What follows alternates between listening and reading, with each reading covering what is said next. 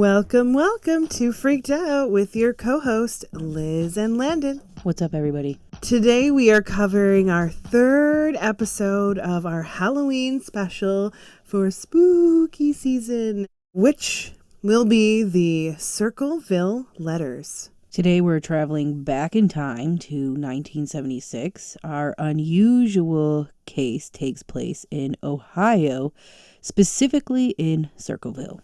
Everything seemed pretty perfect in Circleville. Everyone living their very suburban lives, hidden secrets, and as it may go, someone got very bored. Typical in small towns, though. Now, Circleville, Ohio residents began receiving strange letters detailing personal information about their lives. Bus driver Mary Gillespie was accused of supposedly a non-existent affair with the superintendent of the school.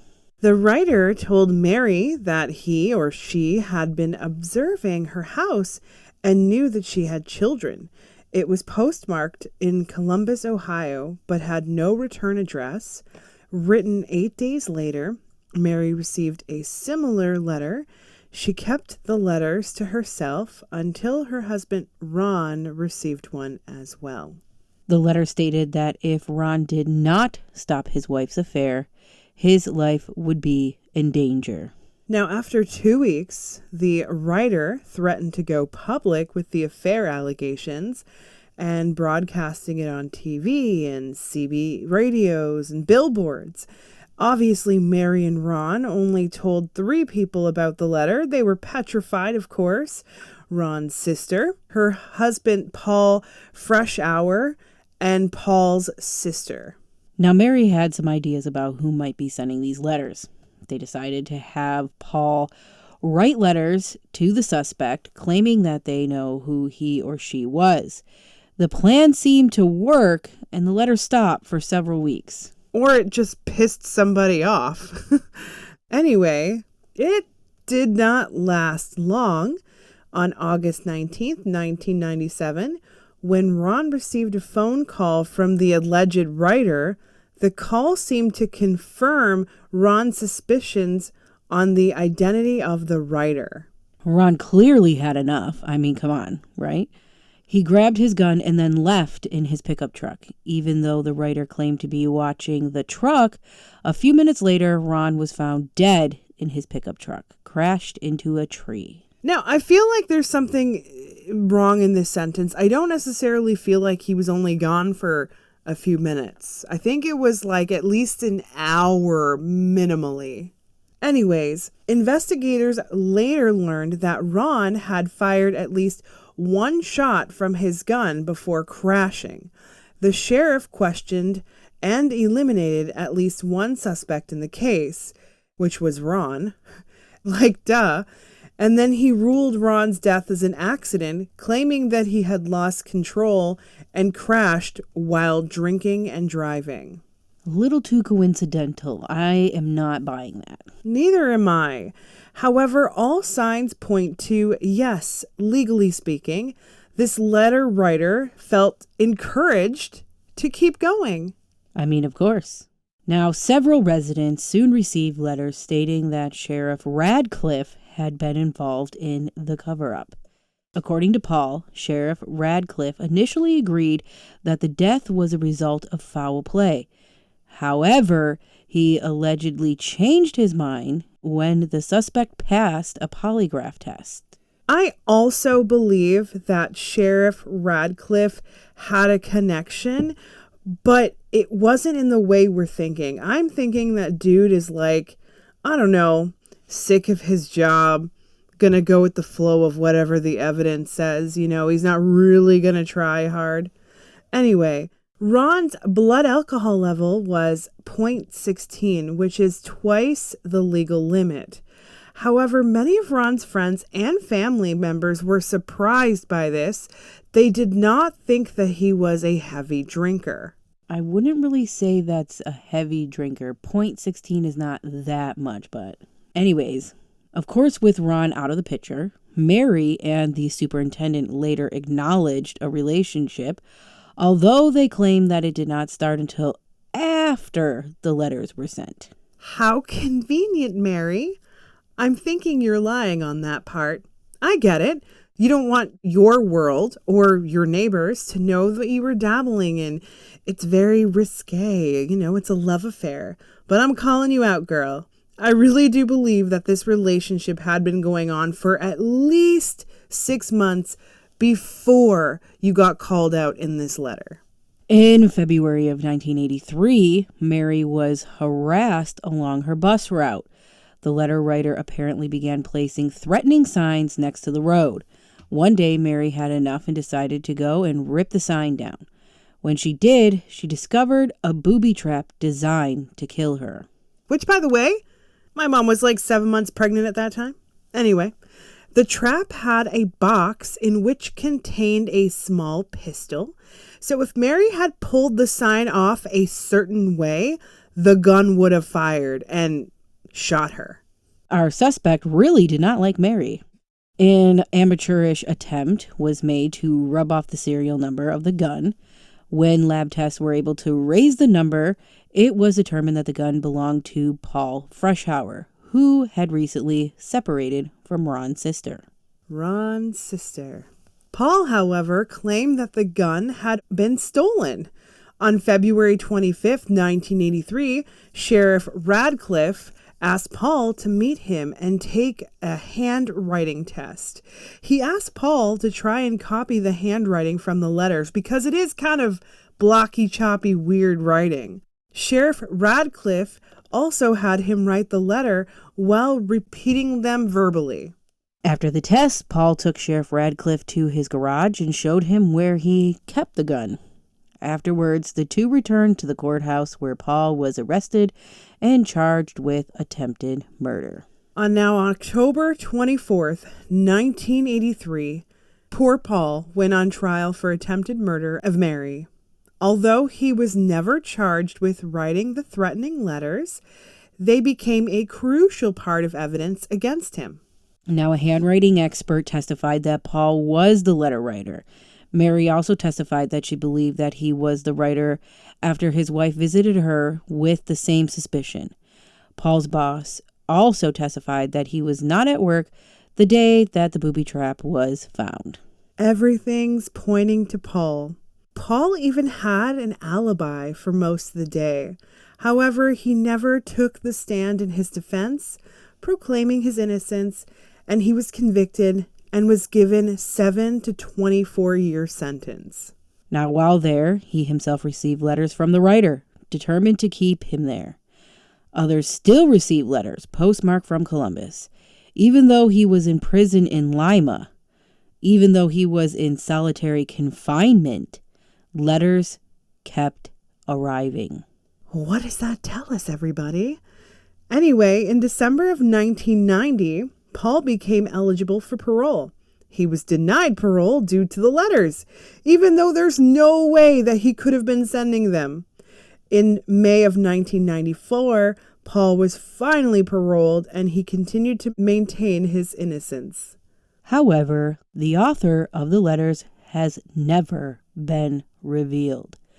Journalist Martin Yant has investigated the story and found another possible suspect that could be the writer. He also discovered that 20 minutes before Mary found the booby trap, another bus driver on Mary's route had seen a suspicious man standing next to a yellow El Camino. The man was at the same spot where the trap would later be found. Martin found that the possible suspect's brother owned the same type of car.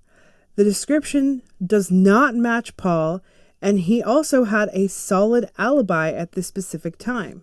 Now in 1993, the television show Unsolved Mysteries was set to air a segment on the Circleville writer. Prior to filming of this episode, the producers of the show received a postcard that said, "Forget Circleville, Ohio. If you come to Ohio, you El Sickos will pay. The Circleville writer." Now, the producers were unfazed, and the segment was filmed and broadcasted anyway, including an interview with Paul Freshour, who had just been released on parole. The postcard was one of the final communications sent from the Circleville letter writer. No letters were sent after 1994. In August of 2021, the CBS show 48 Hours aired an episode that they claimed definitely identified the Circleville letter writer through forensic documentation examination. CBS hired a document examiner, Beverly East, who compared the Circleville letters to Paul Freshour's known handwriting. Yeah, she found numerous links between the letter writer's handwriting and Paul's handwriting, especially in the formation of his numbers. They also said that there were patterns in the anonymous letter that did not match Paul's handwriting, but found more than 100 quirks on Paul's writings that did match. Paul Freshour was released on parole in 1994 after spending 10 years in prison.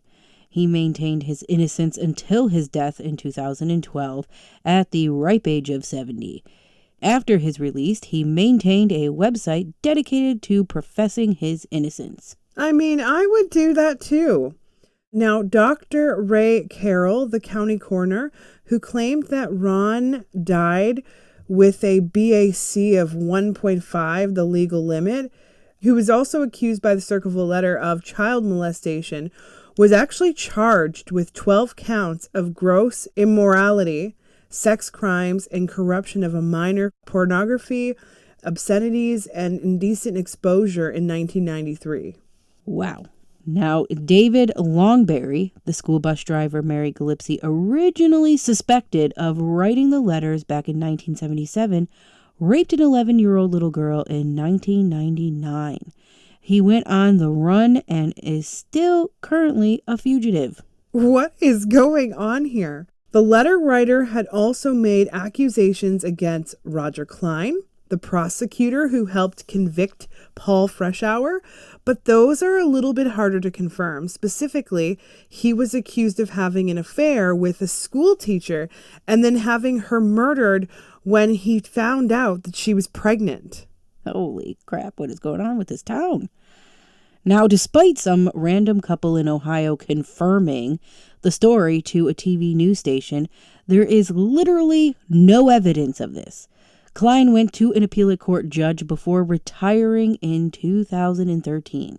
Now, while Paul was serving his time in prison, a fellow school bus driver of Mary came forward and said she had seen a large man with sandy hair in a yellow El Camino standing at the site of a booby trap sign of February 7th, 1983, and about 20 minutes before Mary found the sign. When the bus driver passed by, the man turned away from her so she could not see his face. Now, Paul Freshour has dark hair and is not a large man, so he was clearly not the man that was seen by the bus driver. Karen, Paul's ex-wife, was, however, dating a man who was large and had sandy hair. Her brother also drove an El Camino. Despite all this, police chose not to follow up on this tip. Ding, ding, ding. What do we have for her, Johnny? I have been waiting this entire time to make some sort of accusation towards Paul's ex-wife, Karen, and no one has come forward and said anything, which shocks the shit out of me, but also gives me some sort of admiration. But we'll carry on with that. Paul Freshour's wife, Karen Sue, confessed to police that her husband had written the Circleville letters. The couple had been in the middle of a continuous divorce, and Karen Sue had evidence. She discovered letters hidden throughout their house. How convenient. I wouldn't be surprised if I end up getting a letter from her in the end of this, honestly. During his closing argument, Freshour's lawyer raised the possibility that Karen hated Paul enough to get him in trouble. According to the divorce decree, Karen would profit if Freshour went to prison. Now, check this out. During the divorce, she lost all the property and custody of their daughters and was living in a trailer. When Mary owned the property, so basically if Freshour was out of the picture, then obviously Karen would get all of this back. If we look from the beginning, it was Karen who accused Freshour of the letters. Their 2 daughters were with Freshour during the child custody dispute, while his son was in the middle because he was close to his mother Karen and also shared the same love for his father. As soon as Mark was close to Karen, it was speculated that the son had stolen Paul's gun. Mark never went to prison to meet his father. All the drama, the letters, and the divorce had destroyed him. On September 11th, 2002, he shot himself near a river. Later, Karen revealed that her son had suffered from depression. To answer your earlier question, yes, there are speculations that Karen had set up Paul for the attempted murder with the help of her boyfriend, as someone had spotted Karen's boyfriend in the area before Mary Gillespie found the box. We also want to point out that there were hundreds of letters sent out to other people in the neighborhood as well, but this was the most significant part of the case. I also feel like there were letters handed out to people that really never came forward. Now, upon digging a little deeper, I was able to find a 77-year-old woman that lives in Ohio. Her new name is Karen S. Sorick, as she did change her name. Shocker. If we get our Circleville letter, I honestly wouldn't be surprised, which is another reason I've decided to make this episode exclusive. Gotta find us first. Now let's start from the beginning. All right, let's talk about Karen. Quite the fitting name, I would say. Almost as if to say she may be the OG Karen.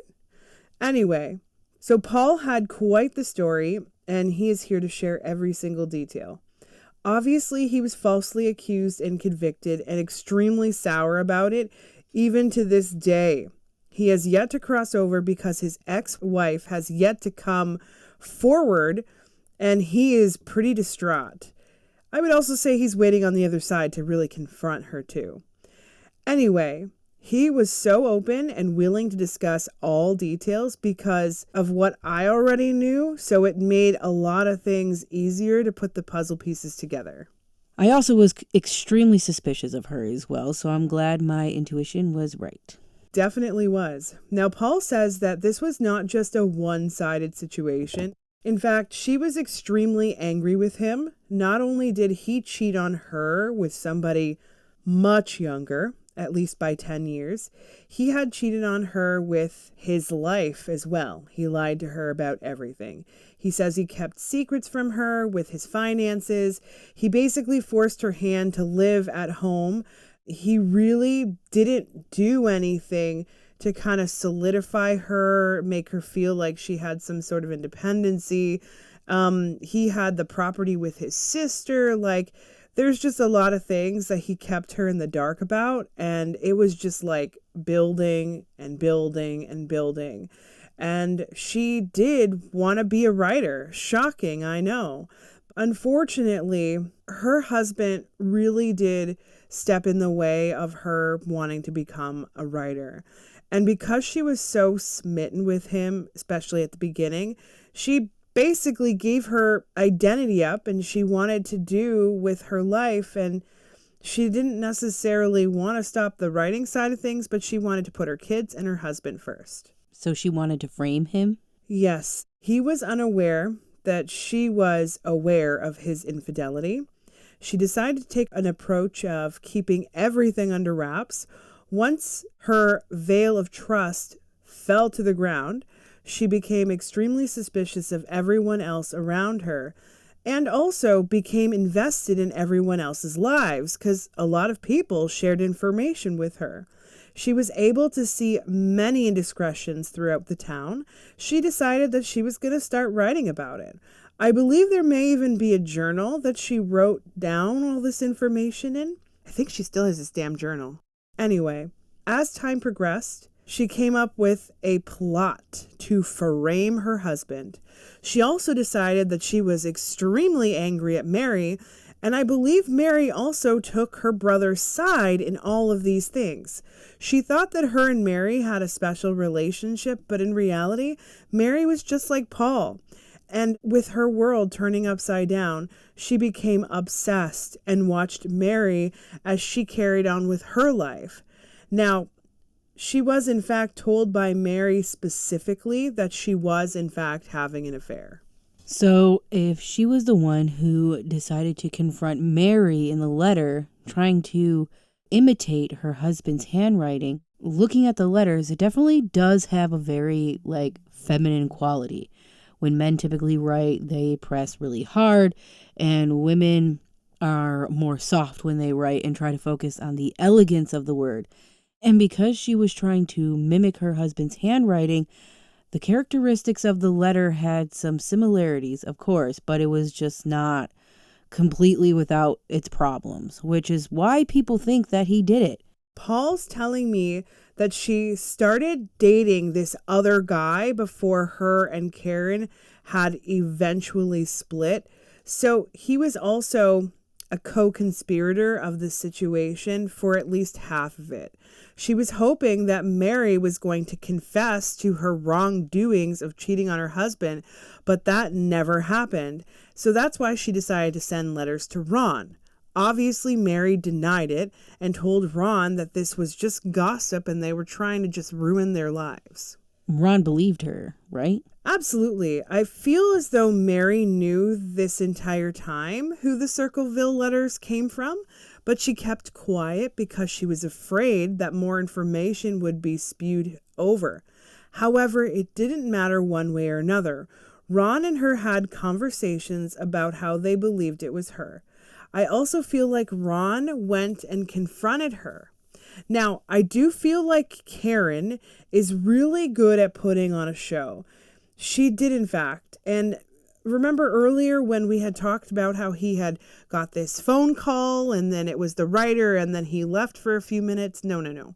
That was all lies.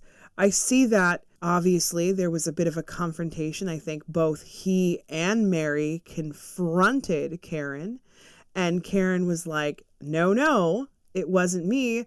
And then he decided that he was going to get really drunk. He headed over to Mary's house. She then put on a good show, indicating that it was not her, but her husband. And she also was able to provide Ron with photographs of Mary actually having an affair, being naked on top of her new lover. Obviously, he did not take it well because at the time he believed his wife. And from what I gather, I do believe he shot at Karen, but missed because he was so drunk.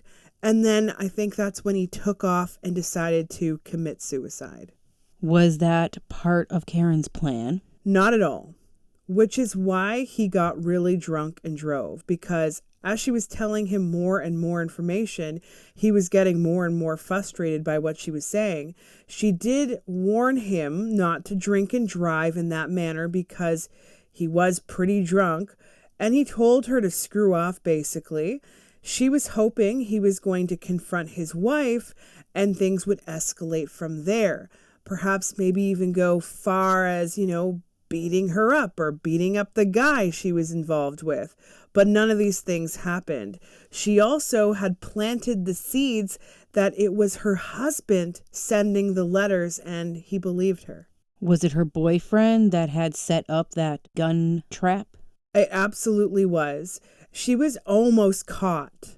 Now, luckily for her, she had been friends with the police officers involved, so they kind of let this little part slide. She was extremely mad at her boyfriend, though, for almost getting caught. So why did she want Mary to die so bad? Now, from what Mary shows me, since she seemed to have passed on as well, she was someone that Karen would rely on. And she wasn't completely honest with her about anything, really. She would often tell her brother the conversations she would have with Karen, and the two of them would talk. Karen didn't necessarily know about it until much later, But she felt completely betrayed by Mary. And Karen, by the way, was the one who got her boyfriend to try to rub off the numbers of the gun just slightly to make it look as though it was being unmarked. Does anyone else know the truth? Karen's boyfriend definitely knows a lot. Well, he's probably her partner now, or maybe an ex. I don't even know. I don't think he put two and two together with certain things. He seems kind of daft. Is there anything else you would like to share?